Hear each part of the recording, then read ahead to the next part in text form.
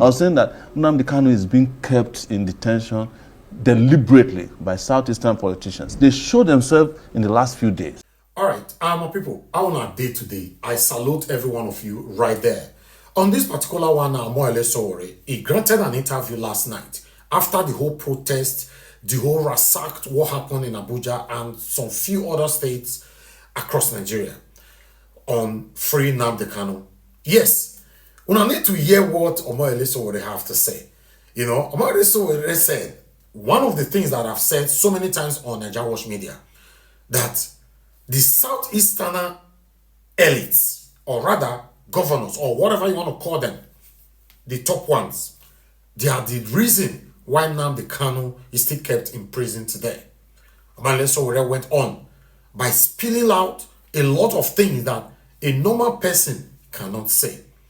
My people, I would like us to listen to what Sowore have to say on this particular video, and make sure you watch to the end and listen to what a Pa Dasu, you know, from Nigeria Info FM have to say concerning the whole protest and as a whole what is affecting us in Nigeria. Guys, let's take this together. Don't forget to like and share and subscribe to our channel, NWATCH Media. I was saying that Nnamdi Kanu is being kept in detention deliberately by Southeastern politicians. They showed themselves in the last few days. I was saying that Nnamdi Kanu is being kept in detention deliberately by Southeastern politicians. They showed themselves in the last few days. But it did cast a shadow. Charles, please permit me first of all to commend my brother here, Sowore. I was born 7 years after the Civil War. And for the first time in my adult life, I felt loved as an Igbo man by other Nigerians.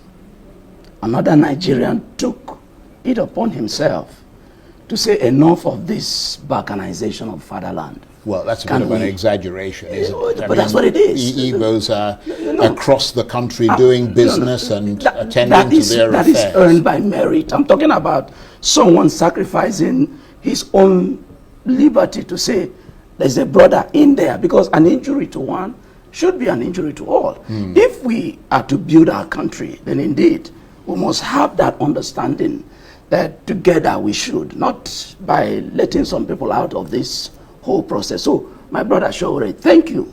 Thank you for showing love to a fellow countryman, because it's difficult. Look at what Nigerians are going through. But to be fair to Sowore, he's shown that same love to No. I'm talking for myself as an Igbo man. Okay. Because the case here is that Nnamdi Kanu being incarcerated today is simply because he comes from that part of Nigeria. Because what's his crime? It's not just about, oh, you're not treating my people fine or not treating my people well. It's also about, this is not how to build a nation. So if we can't build this nation the way it should be, then please, we can't stay here. And there's nothing wrong with that.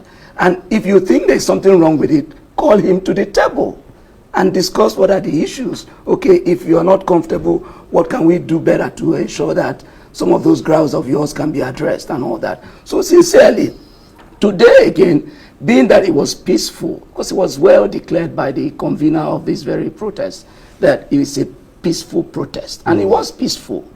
But go around Abuja, if this was how the Nigerian police force was tackling insecurity in our country, we won't be here. We won't be discussing insecurity in Nigeria. Nobody could move. We just assembled, and before you knew it, they started, not just tear gas, live bullets were released.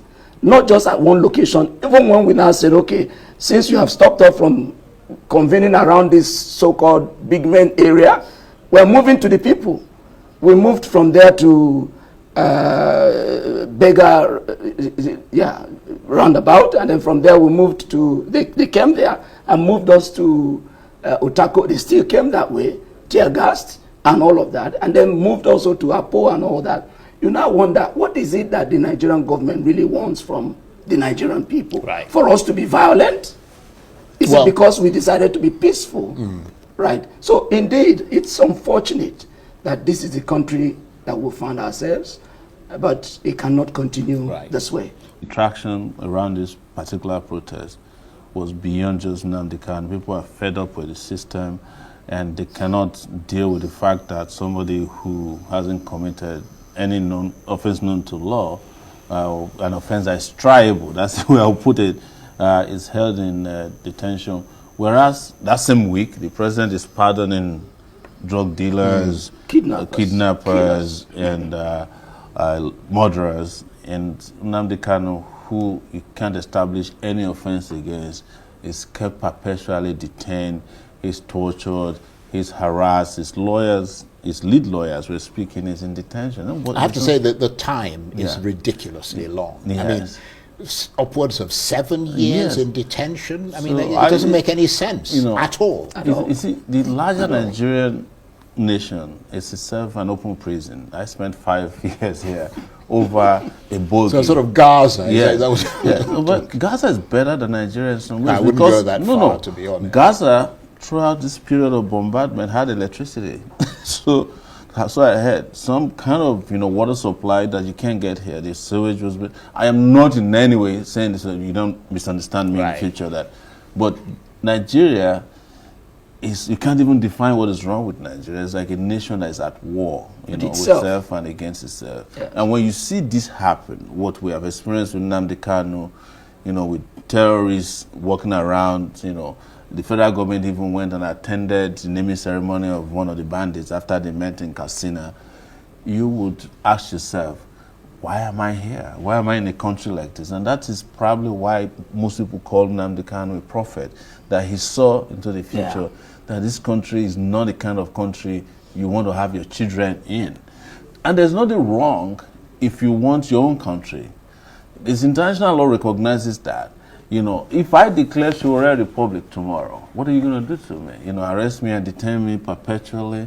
No, it is not done. So what we're saying here, when you see injustice, you know it, and you don't need to be told that the way and manner injustices are handled in Nigeria have colorations. Sometimes it may not be ethnic, but it might be religious, it might be political.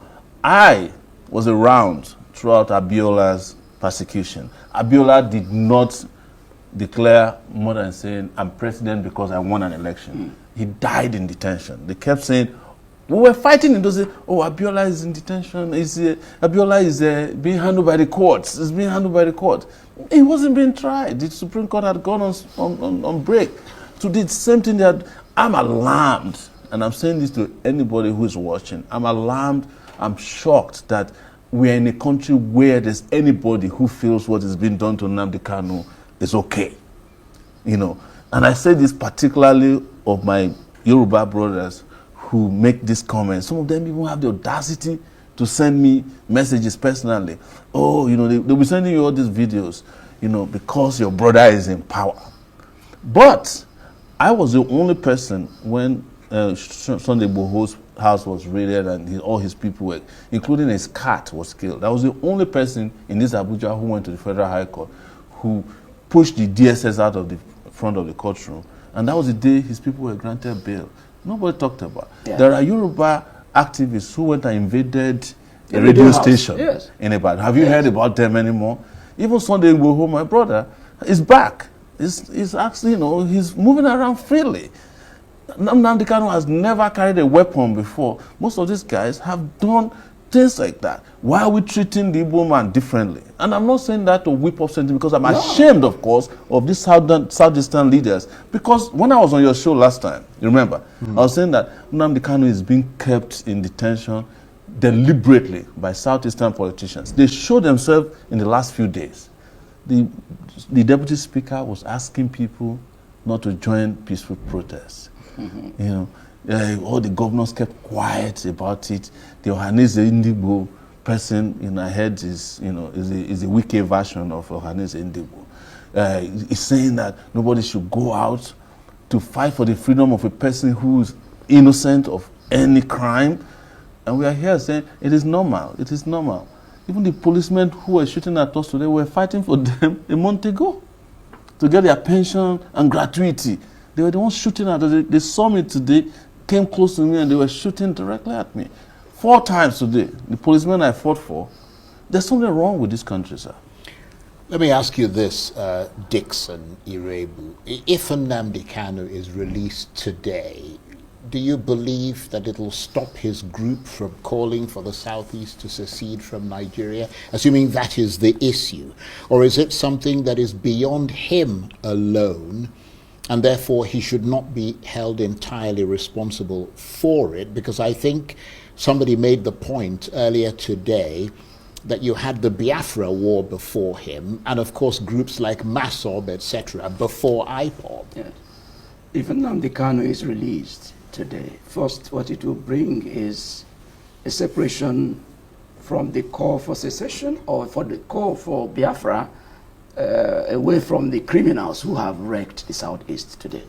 What we want is to redeem the most peaceful part of Nigeria, which Southeast used to be before 2015 that APC took over our government and Buhari continued with whatever, Buhari started with whatever it is that he had against the Southeasterners. But we thought, okay, Tinubu has come. What is he doing there? If he wants to unite the country, why not bring everybody's interests to the table? So release of Mazi Nnamdi Kanu may not necessarily end call for secession or call for Biafra. Biafra is no more about secession, really. Biafra is now more like a religion. Because, Charles, 3.5 million Nigerians were slaughtered in that war. There is no household in Igbo land today you go to that you won't have one person or the other that was lost in their family. So it will be difficult, therefore, to forget Biafra.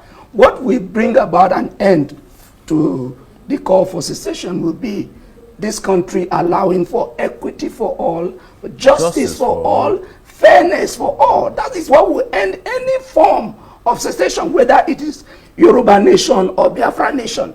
I am not part of call for any nation at all. I believe in Nigeria, but not this kind of Nigeria. Yes, because I often stated and that justice for all for me is not specific enough. You know, it's a bogey. And we have to specifically ask for things that would advance the progress of Nigerians or the people who live within the boundaries of a country called Nigeria. Final word from you, Mr. Sowore. What happens next with your stated desire to mount pressure on the government to release Nnamdi Kanu? If they don't, there will be a bigger murder of all protests. Again, we will announce the date, but let me say this. I'll give them a period of grace to get the acts together and do this as soon as possible. Otherwise, we'll be back. Okay, on that note, I want to thank both of you very much indeed, and to say that I think a lot of Nigerians would agree that you're both very courageous. Thank you. Omoyele Sowore is a political activist, former presidential candidate, and main organizer of today's Free Nnamdi Kanu protests. And Mazi Nnamdi Dixon Irebu is both a member of the PDP and an obedient, and he took part in today's demonstrations. Thank you very much indeed. Page 11, Southeast shuts down in Free Kanu protest, and so on. Okay, so yesterday was the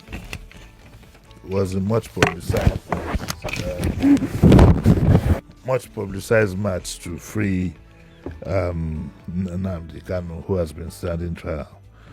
And the story here says that residents were angry, workers were stranded because, of course, there was traffic, police barricaded roads. Aso Villa was under tight security amid protests. The police arrested Kanu's lawyer and also arrested his brother. I don't know if they have released them now.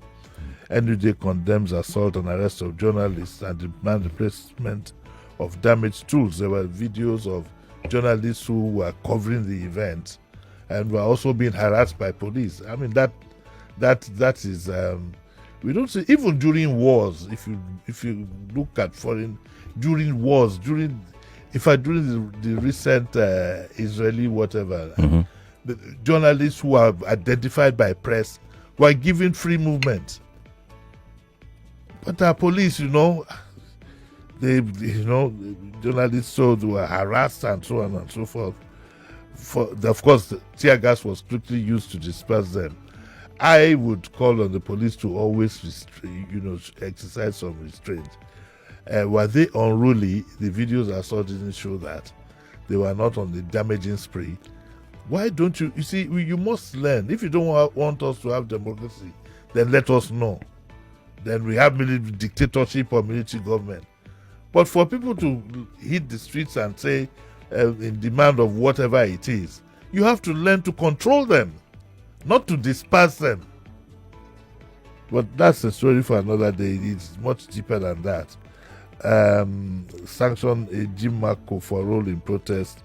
Presidency tasked legal regulatory bodies and so on and so forth. Anyway, so that's essentially what happened yesterday. Sowore, there was a video of Sowore being he ran we don't know whether for safety, and very, very ignorant people of the lowest esteem ever are making fun of him for doing that.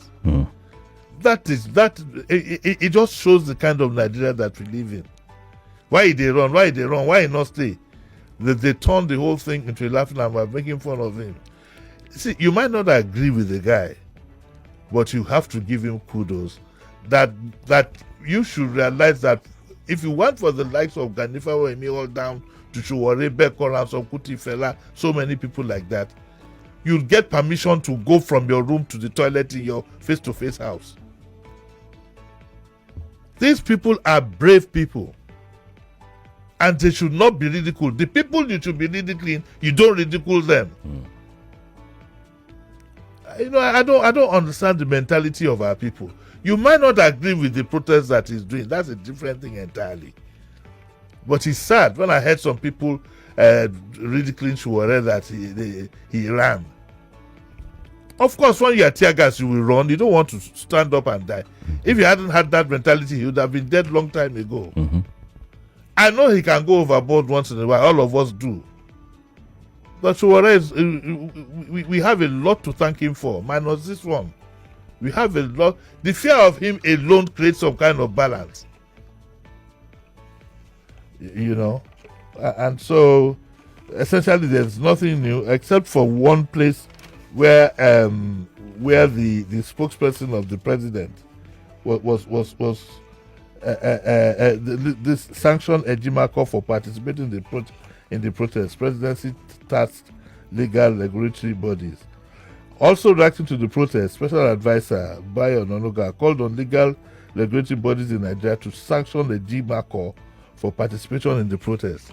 Mr. Bayo Ononuga, you should not have made any statement concerning yesterday's, because it is not against your principle. I don't know why. I don't know who will knock the media department of the government into shape. It was not your place. You have a Federal Ministry of Information. Okay, you have even the Attorney General's office, because it was against release of Kanu. It is sad that you, as spokesperson of the president, are now advising, because what we want to know is this an advice or a threat? And do you know the legal implications of what you have just said? Well, I believe that. I believe very strongly that the president has to go back to the drawing board and recalibrate the whole exercise of governance. Nigerians will never demand anyway. They will soon start fighting, quarreling. They will take sides and so on and so forth. Yeah. The country is bereft generally of the issue of honor. The honor is particularly gone from the lexicon of Nigerians. That's unfortunate. What kind of a country is this? Everybody has one question to answer. Everybody who is in a position that should uphold the country has the question to answer. Are we a country of crooks? Are we? Are we a country of crooks? So when you hear that oh, you carry the green passport and you are treated somewhat, it's out there in the world. Your leaders are accused of so many things. We dey here for FCT Police Command for where be this Gariki be where. For some of the protesters where they arrest, the ones they took from Good to Abi from Apo, because we not go house leave anyone for here now. As we gather come go gather go. The demand is simple: free Nnamdi Kanu. There is no need holding him, even if they've been done sentence and now how many years. You have held him for almost a possible prison sentence. And how does that help the region and the country to achieve peace? For a country where we say president, they forgive known drug convicted criminals, kidnappers, murderers. There is no need. So I should be for bandits. They don't pardon them. Country where kidnappers, they host stakeholder meeting, security and insecurity officials. Free the man and restore peace and sanity to the region and the entire country. Because the only people where President Tinubu never forgive, now those of us they borrow money for OP. Those of us they go collect loan for Pampe online. For fair money, I collect 30K. No one they send me message. Oh, they send me. You see the group way they do. President Tinubu make you also call online people. Tell them say we not be kidnappers. Small 30K where I borrow. They don't send my number to everybody. Say they will degrade me. Say I'm a this, I'm a that. I'm declared wanted. On top 30K loan. On top 30K loan for how much? Say they will degrade me for how much? Where I borrow. President Tinubu also pardon us. Anytime you are seeing this video, just know that I don't block this. I go block you too. Please, President Tinubu, call them. Me and not if I not be kidnapped and money I borrow small loan 30K. Help us to make you pardon us. As you pardon everybody. Since you don't reach the turn of criminals, we credit people where they owe credit. Make my guarantor no because my next of kin like they say they on ground for Ramo. This boy like they do this with your police they back the police they their life don't spoil and now they are starting to blow. Make before they go come carry their papa for here. You no get peace, I mean no get peace. We take God beg you they make the free the Nnamdi Kanu. The most important thing is for peace to return to the region and the entire country. This is justice and illegality cannot be sustained. It should not be sustained. No, today is 5 years anniversary of NSAS. And a lot of people died 2020. Even if they are trying to disagree and it is fact. Look at the irony. 5 years after NSAS, today waiting with the same tactics of police. Tear gas, firing arms, water canister. Police, Nigerian police ancient of days. You change it not. When shall thou change ancient of days? Make the area commander they hear me. As old as you are. As old as you are. Police. You will never change. All the people in show they arrest their papa make go on. You know say Ukuku don't ready to make the call carry us. Now officers they don't come down. They don't come down. Then they take us. That time. They don't come. Just continue. Continue. They continue. So that you can see the people who think they take us also. Yeah, join me. All of them, they here. They go come, they go say Peter for Nigeria, their hand they deal with us.